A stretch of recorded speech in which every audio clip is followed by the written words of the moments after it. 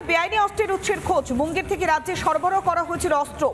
কলকাতা থেকে সরবরাহ করা হতো কার্তুজ। বেঙ্গল এসটিএফ এর তদন্তে উঠে এলো চাঞ্চল্যকর তথ্য। রাজ্যেই গ্রেফতার করা হয়েছে 4 জনকে। জালে কলকাতার নামী অস্ত্র দোকানের কর্মচারী। ধৃতরা হাসনাবাদ, জীবনতলা এবং নদিয়ার বাসিন্দা বলে জানা গিয়েছে। 190টি তাজা পিস্তল এবং কার্তুজ উদ্ধার করা হয়েছে।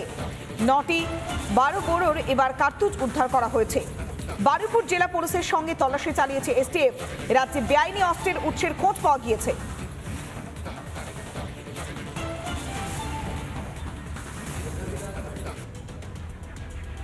ফের এটিএমে জালিয়াতি, আর এবার খাস কলকাতায়। এটিএম কার্ড আটকে প্রায় লক্ষাধিক টাকা লুট করা হয়েছে গ্রাহকদের থেকে। সার্ভে পার্ক এলাকার এই ঘটনায় চাঞ্চল্য সৃষ্টি হয়েছে। অন্যদিকে হাওড়ার আলমপুরে এটিএমে যে ভল্ট, সেই ভল্টকে গ্যাস কাটার দিয়ে ভেঙে ডাকাতির ঘটনা। এই ঘটনাগুলোতেই চাঞ্চল্য সৃষ্টি হয়েছে বেশ কিছু জায়গাতে। খাস কলকাতায় ফের এটিএমে জালিয়াতি। রাষ্ট্রায়ত্ত ব্যাংকের এটিএমে কার্ড আটকে বিপত্তি। সার্ভে পার্কে গ্রাহকদের অ্যাকাউন্ট থেকে খোয়া গেল টাকা। এই মুহূর্তে এটিএম কার্ডও তারা খুইয়ে বসেছেন এই এটিএম এর মধ্যেই। দেখো, রাষ্ট্রায়ত্ত ব্যাংকের এই শাখা, মানুষ অনেক ভরসা করে এই ব্যাংকে টাকা রেখেছে এবং এই জায়গাতে তারা গতকাল যে ঘটনাটি ঘটেছে তাতে তারা এই মুহূর্তে কার্যত ভয় সিটিয়ে রয়েছেন। তারা টাকা তুলতে গিয়ে সর্বশান্ত একাধিক গ্রাহক। সার্ভে পার্ক থানায় অভিযোগ দায়ের। অটোমেটিক্যালি না এটিএম কার্ডটা ভেতরে চলে গেছিল, তো সেখানে আমি অনেক ট্রাই করেছি। যে নর্মালি আমরা এটিএম কার্ড আটকে গেলে চেষ্টা করি বের করে নেওয়ার, কিন্তু বের হয়নি। তো অ্যামাউন্ট দিয়েছিলেন কিছু, কত টাকা তুলবেন? কিছুই দেয়নি। তো এটিএম থেকে ঘুরে আসার পরে আমি যখন ফাইনালি দেখি যে আমার অ্যাকাউন্ট থেকে 1,30,000 টাকা অটোমেটিক্যালি তখন চলে গেছে। কার্ড ঢোকালাম, ঢোকানোর পরে পিন চাইলো। পিন দেওয়ার পরে কি হলো, মেশিনটা কিছুক্ষণের জন্য স্লো হয়ে গেল। কার্ডটা বার করার জন্য অর্ধেক টেনে না, পটকে গেল, কার্ডটা পটকে ভিতরে টেনে নিল। আমি যখন সকালে পেমেন্ট করতে যাচ্ছি দোকানে, আমার দেখে অ্যাকাউন্টে ব্যালেন্স, আমার অ্যাকাউন্টে যা ছিল 100 টাকা। হাওড়ার আলমপুরে রাষ্ট্রায়ত্ত ব্যাংকের এটিএমে ডাকাতি। শনিবার ভোররাতে আন্দুল রোডের ধারে গ্যাস কাটার দিয়ে ব্যাংকের এটিএম ভেঙে টাকা লুট। ভাঙচুর, টাকা লুটের পর এটিএমে আগুনও দেয় দুষ্কৃতীরা। খবর পেয়ে ঘটনাস্থলে যায় সাঁকরাইল থানার পুলিশ এবং হাওড়া সিটি পুলিশ।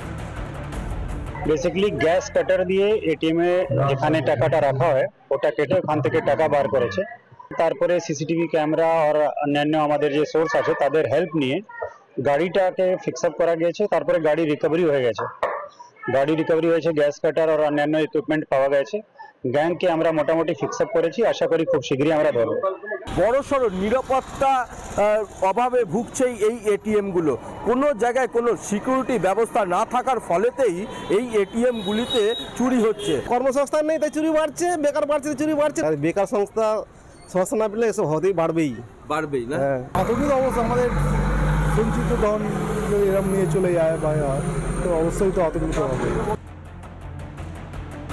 নদিয়ার শান্তিপুরের ডাকঘর মোড়ে এটিএমে চুরির চেষ্টার অভিযোগ। এটিএমের একাংশ ভাঙা, খোলা পড়ে বেশ কিছু যন্ত্রাংশ।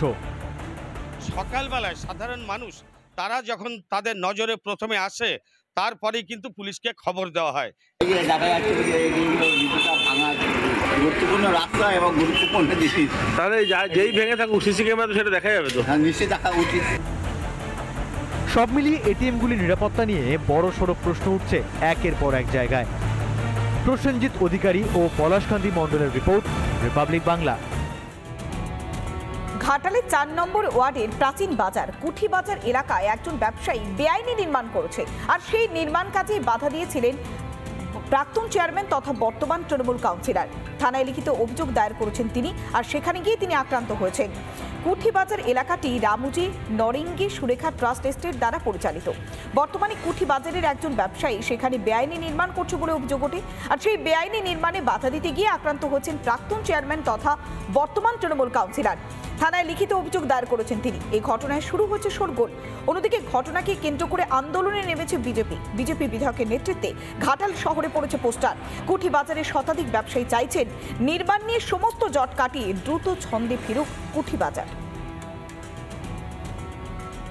যথাযথভাবে আমাদের নেত্রী মমতা বন্দ্যোপাধ্যায় বেআইনি কাজের সঙ্গে কমিশনার দিকে যুক্ত হতে নিষেধ করেছিলেন। আমরা সেই মমতা ব্যানার্জির বাণী কথাকে সম্মান রাখতে আমরা বেআইনি কাজে বিরোধিতা করি। থানাতে আমাকে যে কালকে আমাকে যে ঘেরাও করেছে, হেনস্থা করে আমাকে কিল চড় মেরে আমাকে ফেলে দিয়েছে, আমার গলা টিপে ধরেছে।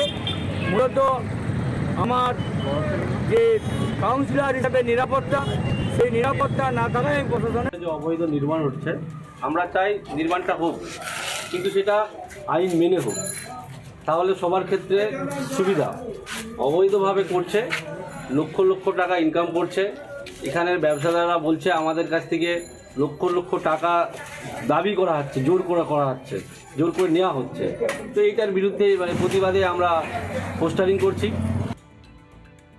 এখন যারা বলছেন তিনি যখন চেয়ারম্যান ছিলেন তিনিও একই পদ্ধতিতেই দিয়েছেন, যারা ভাড়াটিয়া তারা একটা প্ল্যান সাবমিট করবে, এলবিএস একজন ইঞ্জিনিয়ার তিনি দেখবেন, সেটা এনকোয়ারি হবে, এনকোয়ারি হওয়ার পর ম্যানেজার বাবু এবং ভাড়াটিয়ারা সই করলে পুরসভা অনুমোদন দেবে। এই পদ্ধতিতে কুঠিবাজারে বাড়িগুলো হচ্ছিল। ওখানে নিয়ম মেনে যে বাড়ি হচ্ছিল এটা নয়, বছর বছর ধরে প্রতিটি বোর্ড তারা এইভাবেই অনুমোদন করেছেন।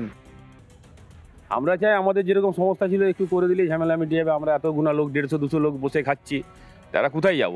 এখন তো চারদিকে বেকার হয়ে পড়ে রয়েছে। আমরা তলা দিয়ে উনি একজন নির্দিষ্ট ঠিক করে দিয়েছে, আশিস দাস, তাকে দিই। 100-150 বছরের ব্যবসা এইসব, তো ওইটা ভেঙে যায়, অনেকের মাথায় লেগে যাচ্ছে, ফেটে যাচ্ছে মাথা। সেই সংস্কারের জন্য আমরা পৌরসভা যাই, পৌরসভায় গিয়ে আমরা অনুমতি নিই এটা ভাঙার বা সংস্কার করার। এবারে অনুমতি নিতে গিয়ে আমাদেরকে অনুমোদন দিচ্ছে না। নমস্কার, দেখছেন রিপাবলিক বাংলা। জেলার যাবতীয় খবর নিয়ে শুরু করছি জেলা সদর। আপনাদের সঙ্গে রয়েছে আমি পৌলমী। শুরুতেই নজর রাখতে হবে যেভাবে জঙ্গি নাশকতার ঘটনা ঘটছে এবং জঙ্গি জাল বিস্তার হচ্ছে গোটা দেশ জুড়ে, সেদিকে আমাদের নজর রাখতে হবে। কেননা অসম এসটিএফ এর হাতে একের পর এক চাঞ্চল্যকর তথ্য উঠে আসছে, অপারেশন প্রঘাত। আর সেখানেই যে বিষয়গুলো সামনে আসছে তাতেই বেশ খানিকটা সন্দিহান রয়েছেন তদন্তকারী অফিসাররা। কেননা ধৃত যে আবু সালাম, তার সঙ্গে অনেকদিন আগেই যোগাযোগ ছিল এই সমস্ত অন্যান্য জঙ্গিদের। অসম থেকে গ্রেফতার করা হয়েছিল যে শাহিনুরকে, তার সঙ্গে যোগাযোগ ছিল। এবং একই সঙ্গে আবু সালাম আলী, সে চেন্নাই হয়ে বাংলাদেশে পালানোর ছক কষেছিল। অপারেশন প্রঘাতে একের পর এক চাঞ্চল্যকর তথ্য উঠে আসছে। চেন্নাই থেকে ধৃত জঙ্গি আবু সালামকে জিজ্ঞাসাবাদে চাঞ্চল্যকর তথ্য পেয়েছেন গোয়েন্দারা। গোয়েন্দা সূত্রে যেটা জানতে পারা যাচ্ছে যে আসামের বাসিন্দা এই আবু সালাম, সে কিন্তু গা ঢাকা দিয়েছিল চেন্নাইয়ে, এবং চেন্নাই থেকে তার কিন্তু বাংলাদেশে পালিয়ে যাওয়ার পরিকল্পনা ছিল। জঙ্গিকাণ্ডে মিসিং লিঙ্কের খোঁজ শুরু করেছে গোয়েন্দারা। আবু সালাম আলীকে জেরায় চাঞ্চল্যকর তথ্য পেয়েছে অসম এসটিএফ। এই আবু সালাম, তার কিন্তু প্ল্যানিংটা ছিল বিভিন্ন জায়গাতে জঙ্গি পরিকল্পনাটাকে ছড়িয়ে সে পালিয়ে যাবে হচ্ছে বাংলাদেশে, এবং সেই ক্ষেত্রে দাঁড়িয়েই এই পাসপোর্ট উদ্ধারটা কিন্তু তার পক্ষে, অর্থাৎ অসম এসটিএফের পক্ষে কিন্তু সম্ভব হয়েছে। পাশাপাশি শাহিনুর ইসলাম, যাকে বেশ কয়েক মাস আগে আসাম থেকে গ্রেপ্তার করা হয়েছিল, সেই শাহিনুর ইসলামের সঙ্গেও কিন্তু আবু সালামের প্রত্যক্ষভাবে যোগাযোগ ছিল। গোয়েন্দা সূত্রে খবর, শাহিনুর ইসলামের সঙ্গে যোগাযোগ ছিল আবু সালাম আলীর। জসিমউদ্দিন রহমানির জিহাদি বার্তা ছড়িয়ে দেওয়ার কাজ করত আবু সালাম। জঙ্গি ফারহান ইশরাকের বই সরবরাহ, বাংলা ও অসমের বই সরবরাহ করত সে। পাশাপাশি তার কাছ থেকে উদ্ধার হয়েছে পাসপোর্ট। বাংলাদেশে পালানোর ছক ছিল ধৃত আবু সালামের। শুধু বাংলাই নয়, গোটা দেশে ছড়িয়ে দেওয়ার মানচিত্র তৈরি করেছিল আনসারুল্লাহ বাংলা টিমের সদস্যরা। তদন্তে উঠে আসছে এই এমনই সব চাঞ্চল্যকর তথ্য। আবু সালামকে জিজ্ঞাসাবাদ করে আরো কি কি তথ্য পাওয়া যায় সেদিকে সকলের নজর রয়েছে। পাশাপাশি এই যে শাহিনুর ইসলাম, নূর ইসলাম এবং আবু সালাম আলী, এদেরকে মুখোমুখি বসিয়ে জিজ্ঞাসাবাদ করা হবে বলে আসাম এসটিএফ সূত্রে এখনো পর্যন্ত আমরা জানতে পারছি। মুর্শিদাবাদ থেকে ক্যামেরা অপূর্ব চৌধুরীর সঙ্গে ইন্দ্রাশিস বাগচি, রিপাবলিক বাংলা। নানা ধরনের কন্টেন্ট দেখার জন্য লাইক করুন, শেয়ার করুন আমাদের ফেসবুক পেজ, সাবস্ক্রাইব করুন আমাদের ইউটিউব চ্যানেল। পাশাপাশি অন্যান্য ব্রেকিং নিউজের জন্য অবশ্যই চোখ রাখুন রিপাবলিক বাংলায়।